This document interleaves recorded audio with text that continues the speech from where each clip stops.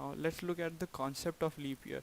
Now this is a Earth which is in blue color and the sun. Now this Earth is revolving around the sun continuously, and the time taken by it to revolve around the sun is considered to be 1 year, right? Now, so how many in 1 year, for exact uh, one revolution around the sun, Earth takes 365.242375 days. This is the exact number, and you typically know that we have 365 days, right? So now if you consider the difference, now you're looking at around 0.242375 difference. Now this is a very huge amount, so they came up with some strategies so that they can overcome this difference. Now, so where is the 0.242375? Now what they did is, what they introduced a new rule saying that every fourth year is a leap year. Okay, so according to this rule, if we calculate the average, it will result to 36.25 days for 1 year.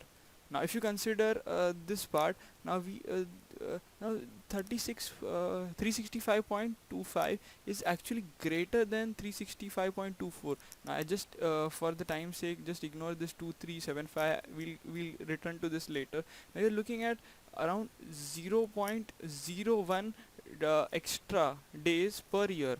Now if you consider this for 100 years, that means that actually we are considering 1 day extra every 100 years. So now it's like we are mismatching it. So they introduce another rule saying that every 100th year is not a leap year. Okay, so now what does this imply? Now if we take the average, now it comes out to be 365.24 days. Now looking at the original figure, which the accurate figure, we have 365.242375. Now we are looking at some difference of 0.002375 days. Now they felt that this was also not close enough, so they introduced another rule. Now that we'll discuss, but let's see the difference, that is 0.95 days per 400 years. So we are, it's approximately we are losing 1 day every 400 years. So they introduce a new rule saying that every 400th year is a leap year.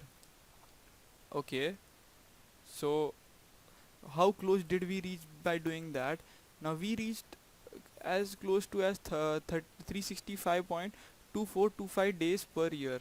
Now the accurate figure is 365.242375 days per year. Now you can see that we are very close. Now these are the three rules which are standard, which are given to us. Now I hope this is clear to you on how they came up with these things, and I'm assuming that you understood everything. Now, so let's look at few examples.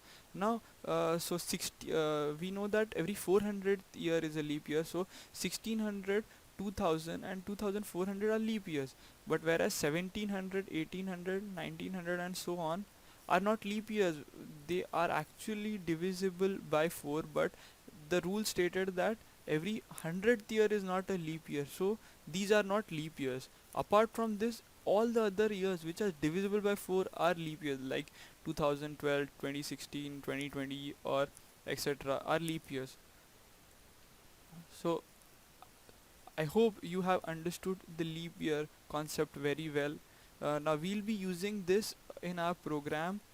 Now if you didn't understand anything, you can comment in the section. I'll be happy to help you out.